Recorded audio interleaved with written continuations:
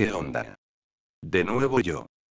Sé que a veces este tipo de vídeos suelen ser algo aburridos, pero... ¿prefieres ver esto o leer 30 hojas de teoría? Tú decides. En esta ocasión veremos algo importante. Las partes fundamentales de la computadora. Que sería como dar un repaso a lo que vimos de hardware, tipos de memorias, microprocesadores, etc.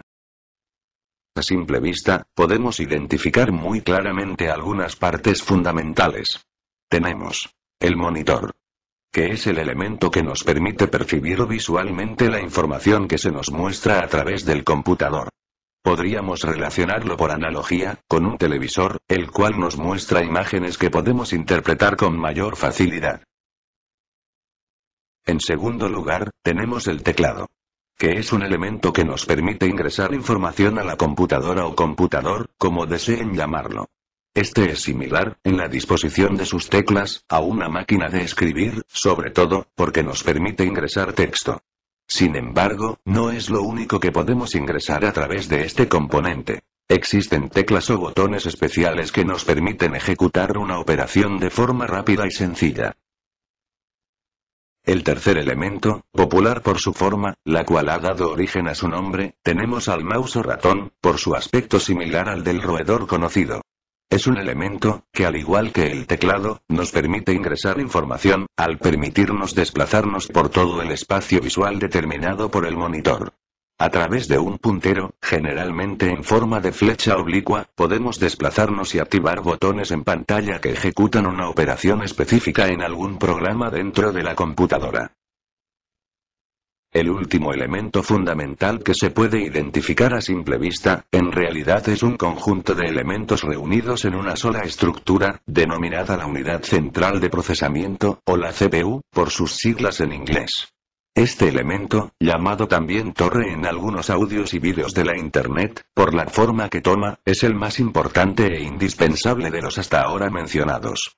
En la CPU, se encuentran los componentes de hardware que hacen posible el almacenamiento, procesamiento y ejecución de datos. Estos elementos, se encuentran colocados y dispuestos en una posición correspondiente, e interconectados entre ellos.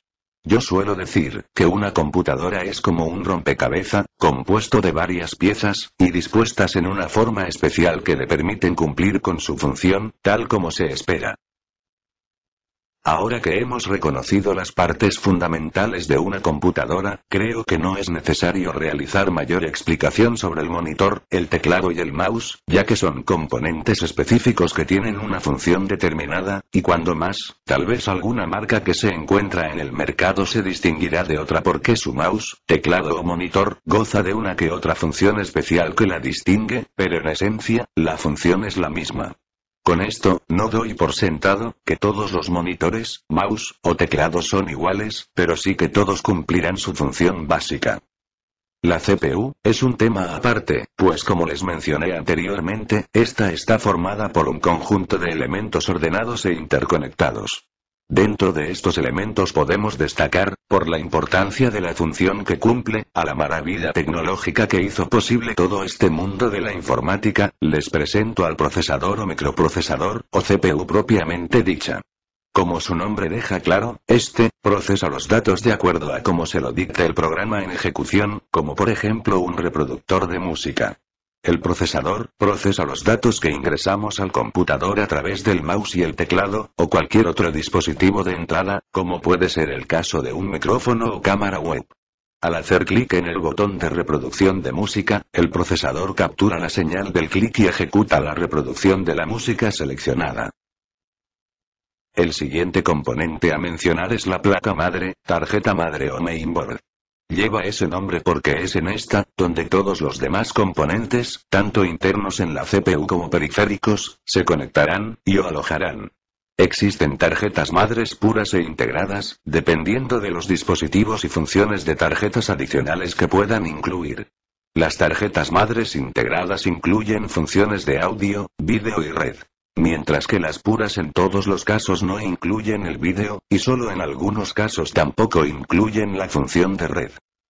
La memoria RAM, cuya capacidad se mide en megabytes o gigabytes, es un dispositivo de almacenamiento temporal, que tiene listos los datos que entregará al microprocesador, para su respectivo procesamiento. Mientras mayor sea la capacidad de esta, más eficientemente se podrán procesar los datos y ejecutar los programas. Es una memoria a la que no tiene acceso directamente el usuario. Al apagar el computador, se pierde la información contenida en esta memoria.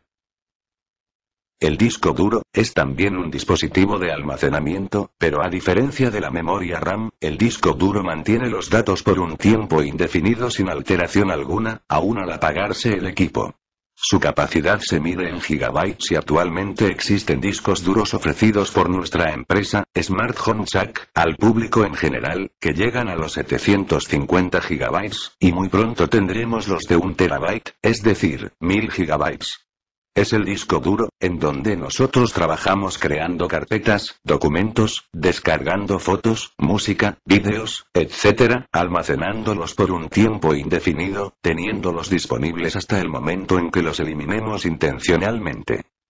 La fuente de alimentación o fuente de poder, es otro dispositivo importante, aunque por este no ingrese o salga siquiera un solo dato.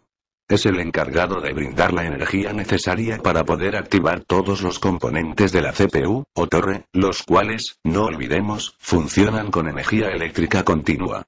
El indicador de la fuente, medido en watts o vatios, se debe tener en consideración, ya que si los componentes internos de la CPU consumieran más energía de la brindada por la fuente de poder, es muy probable que ésta termine por quemarse, o mucho peor, averiando algunos componentes internos como la placa madre, el disco duro o hasta el propio procesador. No olvidemos este dato muy importante. Hemos mencionado hasta este momento, los componentes básicos de la CPU, pero no olvidemos la estructura en donde se alojan. Esta se denomina case o gabinete, y por lo general, se vende incluyendo la fuente de poder. Esta estructura, al ser la parte más externa y visible por el usuario, goza de variados diseños y modelos que darán una apariencia peculiar a su ordenador de escritorio o PC. Hasta este punto, con la instalación y conexión de estos componentes, ya podemos echar a andar nuestro computador, sin ningún problema.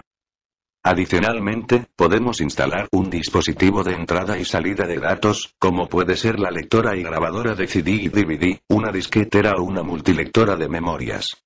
También podríamos agregar una tarjeta de vídeo, la cual será necesaria solo en el caso de contar con una tarjeta madre pura, o si deseamos incrementar los recursos de nuestro ordenador.